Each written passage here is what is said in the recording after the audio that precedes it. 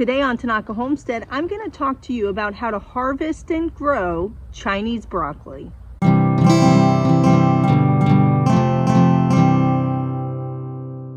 I absolutely love Chinese broccoli, and so do my 3 girls, which is why I planted 8 beds of Chinese broccoli. Of course, I didn't plant them at the same time. I planted them kind of in a staggered fashion so we could have a continuous harvest throughout the season.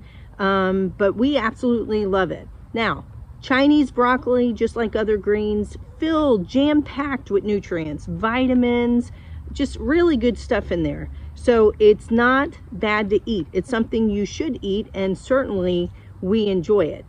All parts of the plant are edible, which is super nice. Not many shopping centers carry Chinese broccoli. Around where we live, we do have an Asian Mart, and they stay stocked in it. But why buy it when you can just grow it? Remember, when you're purchasing Chinese broccoli, when you do so, if you notice a lot of yellow buds or a lot of flowers, it's likely because the plant is not fresh or it's overly mature. So move on to the next Chinese broccoli. When you plant Chinese broccoli, you want to plant it about 1/4 of an inch deep, and I plant seeds every inch, and then over time I end up thinning it out to about 4 to 6 inches apart. Now, some people transplant seedlings, which is perfectly fine to do, so you could do it either way. I prefer direct sow, but I may start doing seedlings in the future. I don't know yet. This particular vegetable requires full sun, well-draining soil. Of course, I amended the soil with compost. You can choose whatever compost you like, and requires about 1 inch of water each week. I'm going to go ahead and start harvesting my Chinese broccoli. Now, keep in mind, it takes about 40 to 70 days for this particular vegetable to mature. Depends on the variety of Chinese broccoli you get. Some mature literally around the 40-day mark. Others, it takes about 70 days, but regardless, it's pretty quick growing. With that being said, when you harvest Chinese broccoli, you can do it 2 ways. You can pull the entire broccoli out, roots and all, and you're done. The other thing you can do is cut about 6 to 8 inches off the main stem, leaving some shoots below. And what that's going to do is encourage shoot growth and more leaf growth. And then in 2 to 3 weeks, you could have a second harvest. And then if you do it again, you could potentially have a third harvest. So Chinese broccoli is awesome. It's like the gift that keeps on giving. If you can grow this vegetable, do it. Let's get harvesting.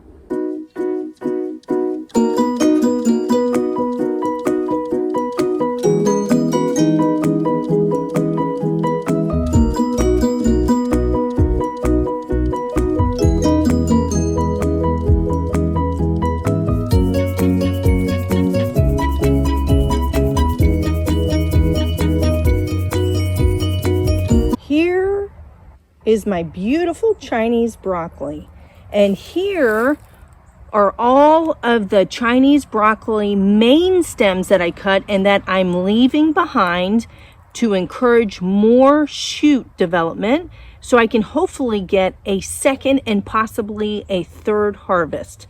So I will definitely keep you updated on this.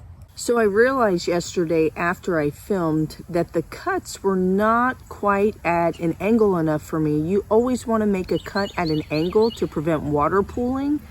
Now, I'm not overly concerned with the mister I have, but whenever you make these cuts, just try to do it at an angle. These are absolutely beautiful, and I'm telling you, if you have not tried growing Chinese broccoli, I highly recommend it. It's super easy to grow. Of course, down here in Central Florida, I planted them in the fall, and they thrive down here in the fall and winter, zone 9 and 10. Definitely a cool season plant, but I highly encourage growing it. It is definitely rewarding. Now that I have my Chinese broccoli harvested, I'm going to bring it inside and go ahead and clean it and cook it. My kids love this stuff. They do not like regular broccoli, or at least not huge fans, but they love Chinese broccoli. So if your kids are against regular broccoli, have them try Chinese broccoli. They may really like it. Who knows? But thank you so much for watching my channel. If you haven't already, please click that subscribe button, and happy gardening. Bye-bye.